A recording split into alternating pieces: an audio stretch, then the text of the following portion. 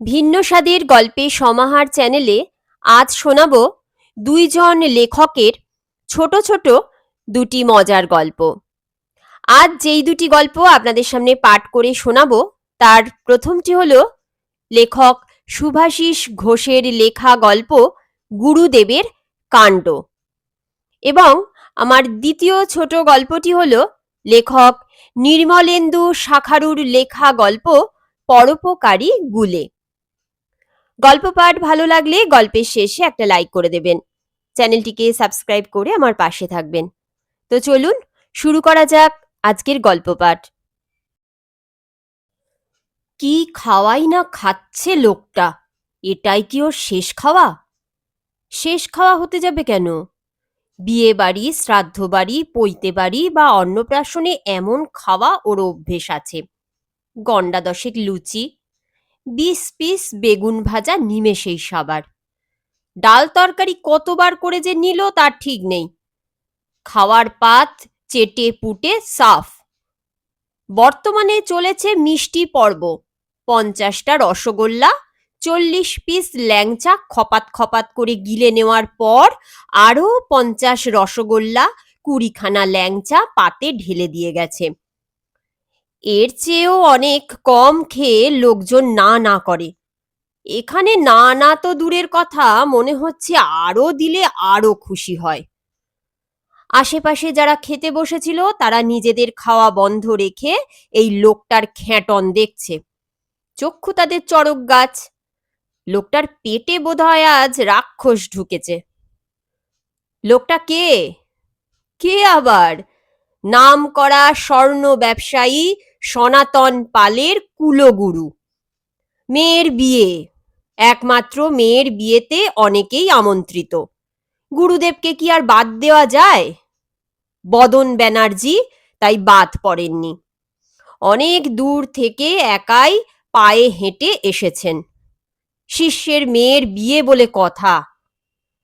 খাইয়ে হিসেবে অবশ্য বদন ব্যানার্জির বরাবরই একটা কুখ্যাতি রয়েছে। অনুষ্ঠান বাড়ির নেমন্তন্নের তালিকা থেকে অনেকেই ওকে বাদ দিয়ে দেয়। যাই হোক, খাওয়া দাওয়া চলছে।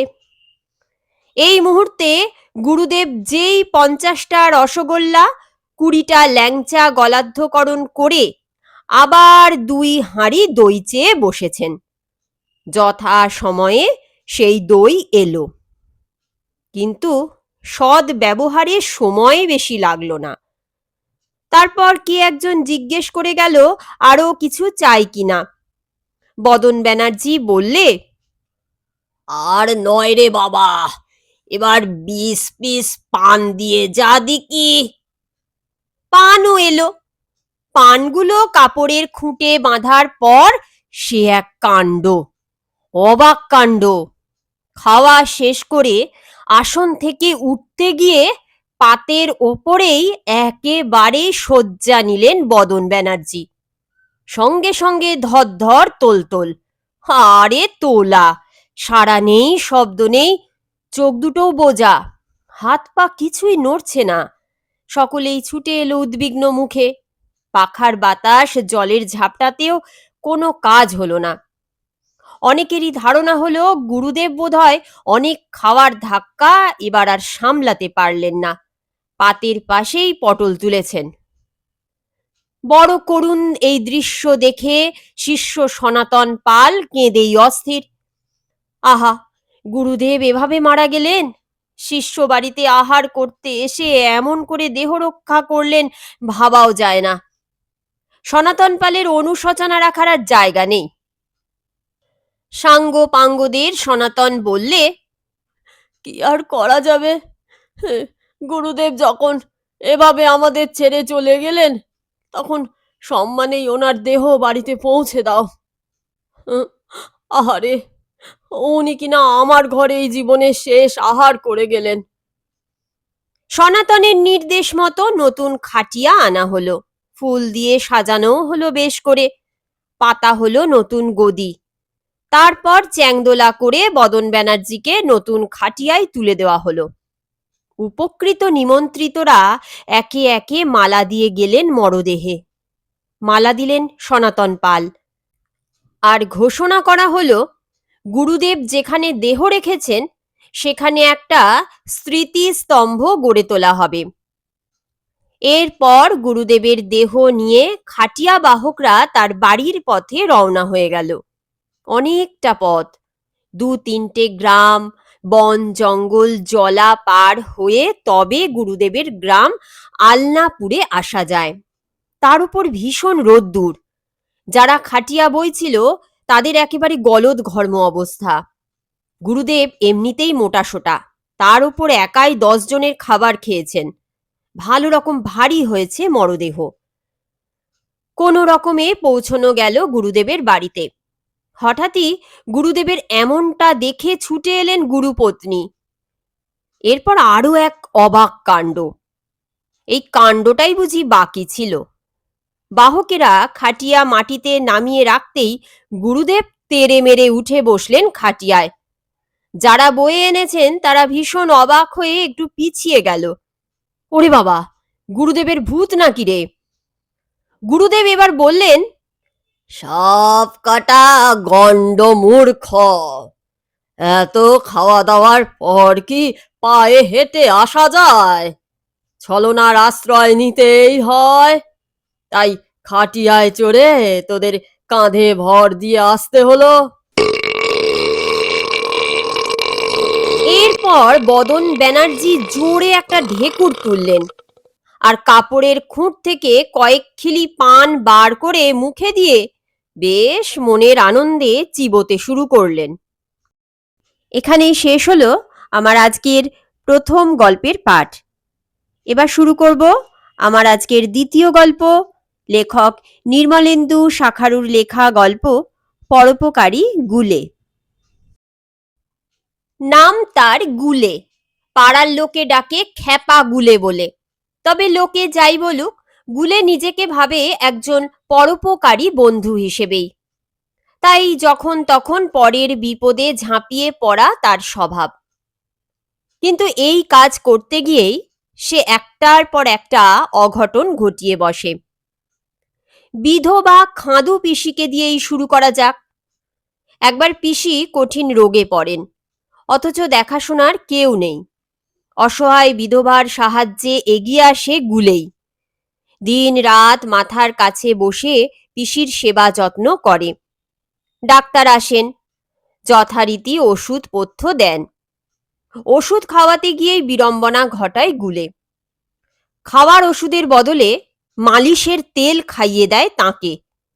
তা খেয়ে তো পিসির প্রাণ যায় যায় অবস্থা। শেষে আবার ডাক্তার এসে সে যাত্রা বাঁচান তাকে। এবার বলি আরো একটা ঘটনার কথা। সময়টা গরমকাল। এই সময়ে আবার পাড়ায় চোরের ভীষণ উপদ্রব। চুরির হাত থেকে রক্ষা পাওয়ার জন্যে সকলে সিদ্ধান্ত নেয় রাতে পাহারা দেওয়ার। গুলে ও তার সাঙ্গপাঙ্গ এগিয়ে আসে এই কাজে। রাত পাহারা দিতে গিয়েই ফের এক অঘটন ঘটিয়ে বসে। ঘটনাটা পাড়ার চাঁদু খুড়োকে নিয়ে। ঘটনার রাতে পাহারা দেওয়ার জন্য যথারীতি হাজির হয়েছিল গুলে ও তার সাঙ্গপাঙ্গ। পাড়ার এক প্রান্ত থেকে আর এক প্রান্তে হাঁক দিয়ে পাহারা দেয় তারা। এদিকে সে রাতেই চাঁদু খুড়ো কীর্তন গান শুনতে গিয়েছিলেন পাশের গ্রামে। শেষ রাতে গান শুনে বাগান দিয়ে একাই ফিরছিল, খালি গা। ঠিক সেই সময়ে সেখানে হাজির গুলে ও তার বন্ধুরা। রাতের অন্ধকারে বাগানে খুড়োকে এভাবে খালি গায়ে একা দেখে চোর ভাবে তারা। চোর ভেবেই খুড়োর ঘাড়ে বসিয়ে দেয় বেশ কয়েক ঘা। পরে আলোর সামনে নিয়ে গেলে দেখে চাঁদু খুড়ো। লজ্জায় মাথা হেঁট হয়ে যায় তাদের। এত কিছু ঘটে যাওয়ার পরেও পরোপকারে পিছু পা হয় না গুলে। এবার মনে মনে ঠিক করে শখের গোয়েন্দাগিরি করবে সে। যেমন ভাবা তেমনই কাজ। গোয়েন্দার অস্ত্র হিসেবে চটজলদি বানিয়ে ফেলে গুলতি। দূরের কোনো কিছু দেখার জন্য জোগাড় করে একখানা ভাঙা বাইনোকুলার আর সহকারী হিসেবে ঠিক করে নেয় নেড়ি কুত্তা কালুকে। এদিকে একদিন খবর আসে রায়েদের আম বাগানে নাকি রোজ দুপুরে আম চুরি যাচ্ছে। কে যে চুরি করে তার হদিশ পায় না কেউ। তা শুনে গুলে ভারী খুশি। ঠিক করে সবার অগোচরে চুরির কিনারা করে ছাড়বে সে। একদিন ঘোর দুপুরে তার সহকারী কালুকে নিয়ে বেরিয়ে পড়ে রায়েদের আম বাগানের দিকে। কুত্তা কালু এগিয়ে যায় আগে আগে, পিছু পিছু অনুসরণ করে গুলে। বাগানের ভেতরে ঢুকে হঠাৎ ঘেউ ঘেউ করে ডেকে ওঠে কালু। ছুটে যায় গুলে কালুর ডাক শুনে। দেখে কালু এক আম গাছের তলায় দাঁড়িয়ে ওপরের দিকে তাকিয়ে ঘেউ ঘেউ করে ডাকছে। কালুর ডাকে গুলের সন্দেহ হয় মনে। সঙ্গে সঙ্গে ভাঙা বাইনোকুলার লাগায় চোখে। তা দিয়ে তাকায় গাছের দিকে। কিন্তু এ কি, লোক নেই, জন নেই, অথচ পাতা ভর্তি গাছের মগডাল দুলছে। ভাবে নিশ্চয়ই এ চোরের কাজ। নিজেকে আড়াল করার জন্য হয়তো লুকিয়ে আছে ডালপাতার মাঝে। তাই গাছের তলায় দাঁড়িয়ে থাকে হাতে নাতে চোর ধরবে বলে। এদিকে সময় বয়ে যায়, কিন্তু দেখা পায় না কারোর। ধৈর্য হারিয়ে ফেলে গুলে। গুলতি ছোড়ে দোলায়মান মগডালের দিকে। গুলতির গুলির আঘাতে মগডালের পাতার ভেতর থেকে বেরিয়ে আসে আহত এক হনুমান। তা দেখে আঁতকে ওঠে গুলে। কুত্তা কালু ও হনুমানের রাগী চেহারা দেখে ভয়ে ভোঁ দৌড়। কালু রেহাই পেলেও পালাবার সময় পায় না গুলে। গাছ থেকে হনুমান লাফ দিয়ে পড়ে তার ঘাড়ে। হনুমানের আঁচড়ে কামড়ে জখম হয় তার সারা দেহ। দিশেহারা গুলে ছুটে যায় বাড়ির দিকে। বাড়িতে এসে জ্ঞান হারায়। সঙ্গে সঙ্গে তাকে ভর্তি করা হয় হাসপাতালে। দীর্ঘ চিকিৎসার পর সেরে ওঠে সে। তারপরই পরোপকারের পোকাটা দূর হয় ওর মাথা থেকে।